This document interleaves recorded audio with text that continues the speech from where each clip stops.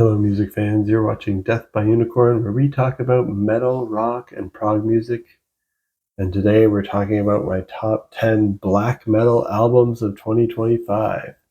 Caveat before I jump in, there's a lot of gray area in genres here, and I didn't want to count super progressive black metal albums that I would classify more as prog metal, because then my list would probably sweep the category if I did. So bands like Dawn of Ouroboros with their atmospheric, progressive post-black metal and those melodic death and black gaze influences, I love their work, so they would be on the list if I counted them. Asira with their progressive metal with black gaze, ambient black metal, post-black metal, and post-rock influences, they'd probably be on here. And I'm not counting bands where there's too much gray area between sometimes death metal and black metal. If they lean a bit more towards death metal, they might almost be like blackened death metal, like a band like Veil Burner with their avant-garde blackened death metal would probably be on the list. Or maybe it's death and black metal. I don't know. Is that a genre? Again, I'm also not a black metal expert. I didn't used to like it. I've kind of started getting into it with bands like Xanthocroid and Eson, and I've been exploring some other bands and enjoying them. So black metal purists, don't kill me for this list or roast me too hard, but think of this as like a prog metal and prog rock fan black metal picks for the year. So if you like prog and you're trying to get into black metal, this could be a good way to start. I'm going to kick it off with two honorable mentions here. Cradle of Filth with the Screaming of the Valkyries, and Abigail Williams with A Void Within Existence. Those are my two honorable mentions. Now let's get into the top 10. At number 10, I've got an EP by a band called Adorn, and it's their self-titled EP. It's their second EP. They're a band from the UK, and this is atmospheric, progressive. Well, not really progressive. I don't know, maybe a bit. It's like symphonic, neoclassical, black metal with black gaze. Very cool. For fans of Deaf Heaven, but there's violin. So check that out. At number 9, speaking of Deaf Heaven, I've got Deaf Heaven with Lonely People with Power. This is atmospheric post-black metal with shoegaze, screamo, and dream pop influences.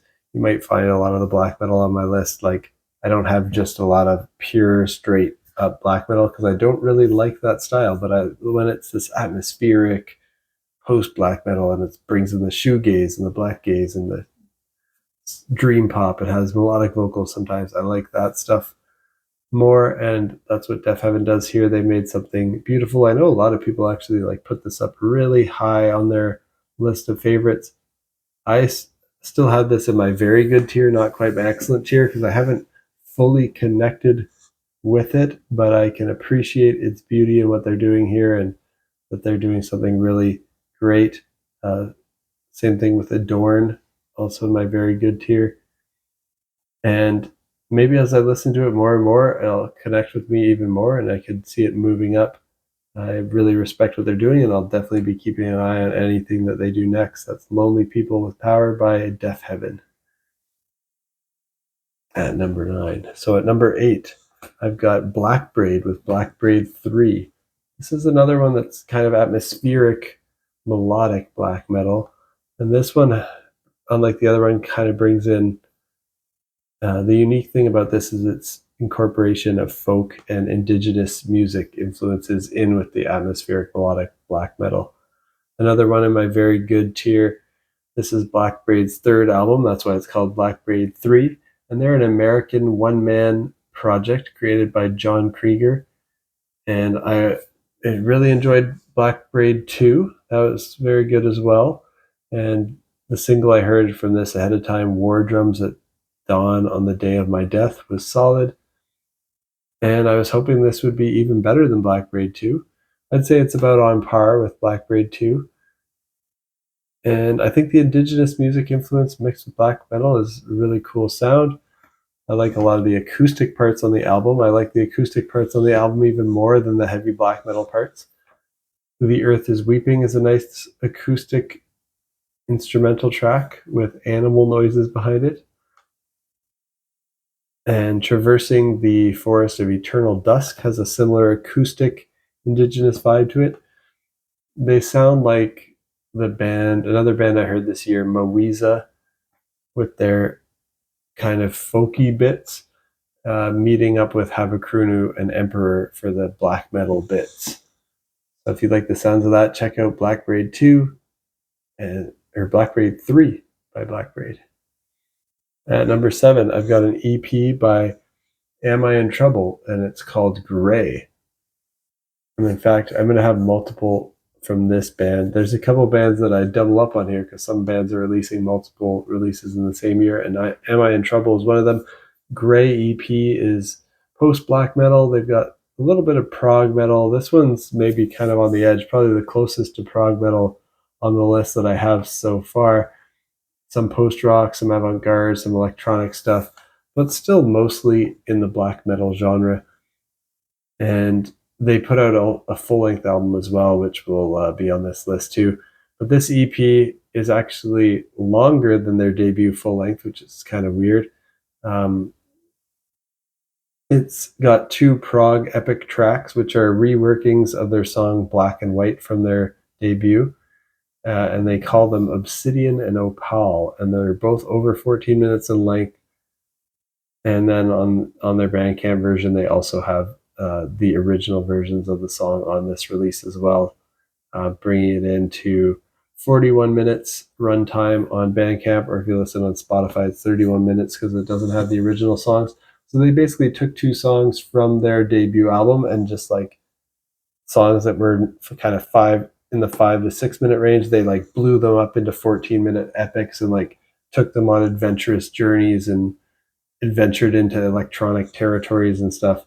So really cool stuff. Gray EP by Am I in Trouble?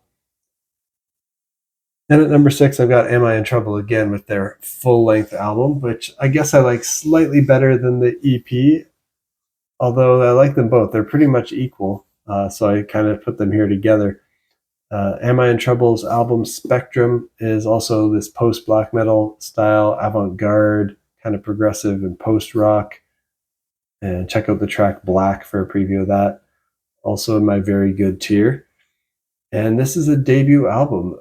Am I in Trouble is an American project. It's a solo project. The music's written and produced and sung and played by Steve Weiner. But he brings in many guests, including Chris Barber, who plays all the drums, Ember Belladonna on flute on 3 tracks, Jonathan Hernandez on hardcore vocals, Paul Shryak doing a guitar solo, Alex Loach doing high harsh vocals on a track. And this is kind of a cool concept album. I don't know if it's not really like necessarily a story, but it's a thematic concept. Each song title is a color. Starts and ends with songs that are short, just over 1 minute in length, yellow and green, that feature acoustic guitar and flutes and sound beautiful, happy, and hopeful. And then this second track brings in the electric guitars and vocals, starting with a clean choir. Then the first harsh black metal vocals don't kick in until 2.5 minutes into track 2, and that's when you find out you're listening to a black metal album. You wouldn't really know at first. And yeah, just really great. I think if you like Enslaved, Eson, Xanthocroid, but want to hear some folk influence in that, like how Borknagar brings folk into their black metal, you should like this. They have some guitar parts that sound like Iron Maiden even, and some more classical and cinematic sounding moments, ambient and post-rock sounding moments. Really something you have to check out if you like black metal, or if you like prog or post-rock, you really need to check out Am I in Trouble. Now at number 5, we've got another band that put out multiple releases this year. It's Panopticon and their EP, The Poppies Bloom for No One. This is atmospheric black metal with folk and progressive influences. And this one, I don't know if it's on Spotify yet, but I didn't listen to it there. I listened to it on Bandcamp. It's just 2 tracks. The second track's over 13 minutes. It's an epic. It's a re-recording of a 2008 song called Speaking from their self-titled album. So yeah, really good stuff here from Panopticon, a band that I respect in this genre. And at number 4, I've got them again with a longer one that they put out. Also in my very good tier, Songs of Heraeth, another atmospheric black metal one with folk and progressive influences. And this one's a collection of songs by Panopticon that were written during the On the Subject of Mortality time period, which was between 2009 to 2011. So it's kind of like an archival release compilation type thing. Hard to say if that makes it a compilation album or a new album entirely. They're obscure and rare old tracks. Some of them were used on splits with other bands, the first three being from a split with Wheels Within Wheels.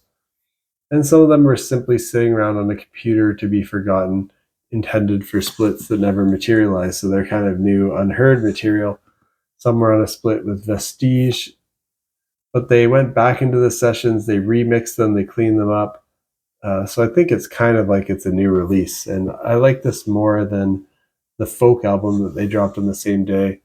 But still not quite as much as I like their work from 2023, The Rhyme of Memory. That's really what got me into them and put them on my radar as a band that I would really want to follow and respect in this category. But check out Songs of Heraeth by Panopticon if you like atmospheric black metal. Now we're moving from my very good tier to my excellent tier. My last three, my top three on this black metal list are my excellent tier. So at number 3, I've got Seor and their album Amidst the Ruins, another atmospheric post black metal. It's got folk influences. Check out the track Echoes of the Ancient Land for a preview here. They're a Scottish band, and this is their 6th album. And I also really enjoyed their last album, Origins, from 2022, but this is even better than that. I enjoyed the 2 singles I heard from this ahead of time, the title track and the Sylvan Embrace. And on this new one, they've really outdone themselves. They've reached my excellent tier. And the album ends with a 14-minute prog epic track called Rebirth. The track Echoes of the Ancient Land is a great song.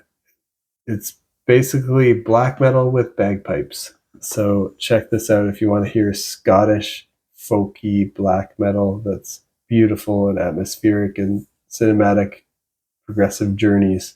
Seor with Amidst the Ruins. At number 2, I've got Der Weg einer Freiheit, a German band, with their 6th album Innern.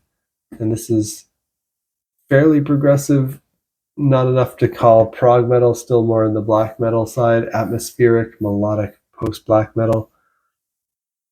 And if you're a fan of Havukunu, Abigail Williams, Xanthocroid, Aquilus, and Enslave, I think you'll like this one.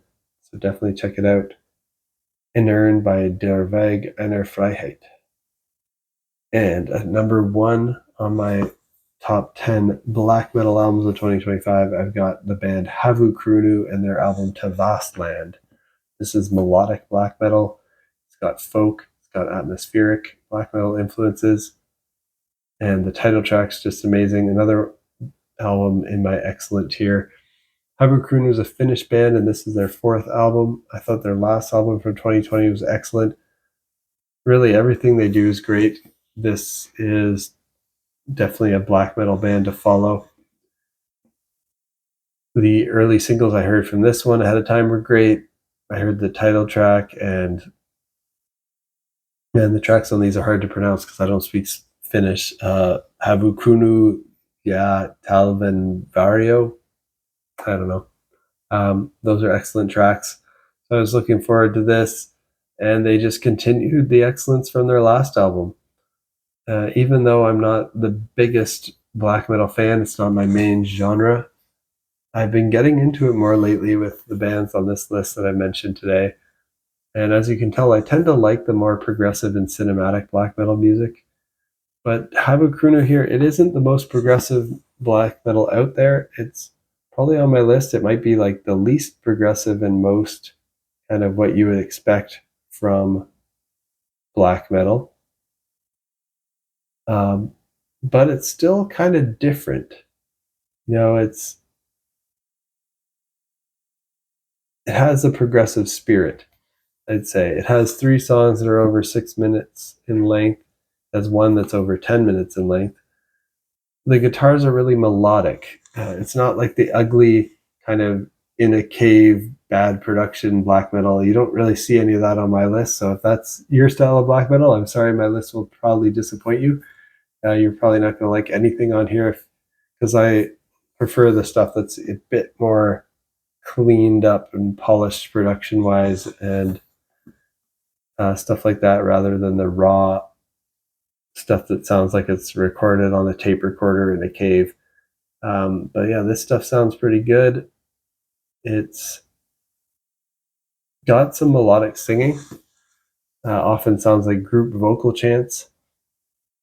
And yeah, all the song titles and lyrics on this one by Havu Kuno are in Finnish.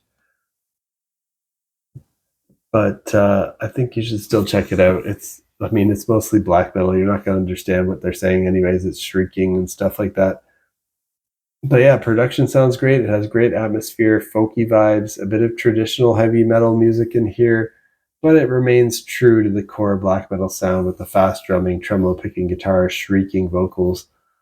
Must hear for black metal fans. Something I recommend to people even if you don't usually like black metal, because this is just one of the best bands in that style. I think it's actually pretty easy to get into them. Most especially if you like progressive music or other styles of metal. So these are, my top 10 black metal albums of 2025. These are the kinds of black metal bands that I wish people who were tried to get me into black metal in the past before I liked it would have shown me. I'm not as big into like the mayhem and the first wave and second wave black metal bands. I'm not too into that, but this kind of newer, atmospheric, cinematic, melodic, progressive, folky black metal stuff I've actually been liking quite a bit this year. Let me know what you think of this list down in the comments, and let me know your favorite black metal albums of 2025. Is my list a total poser list for, since I'm not a black metal purist? Probably it is. But if you think that, also let me know what your favorites are down below, and maybe I'll check them out. Maybe I'll hear some like cave noises or something like that if I check out anything that anyone recommends to me. But I'm always curious to learn more and hear more stuff. And if you like metal, rock, and prog music, hit that like button, hit that subscribe button. Stay in the loop on when I post new videos. I'm doing my year-end content run right now. My last one was my top 10 metalcore and mathcore albums of 2025. I've already done my top 10 post-hardcore punk and hardcore punk list. Then my top 10 instrumental albums, my top 25 albums overall. And I'll be doing stuff on various rock subgenres and metal subgenres, top EPs, top live albums, top debut albums, various things like that on my channel. So peace out, and hope you enjoy some other stuff that's to come or that has already come out. See you in the next one.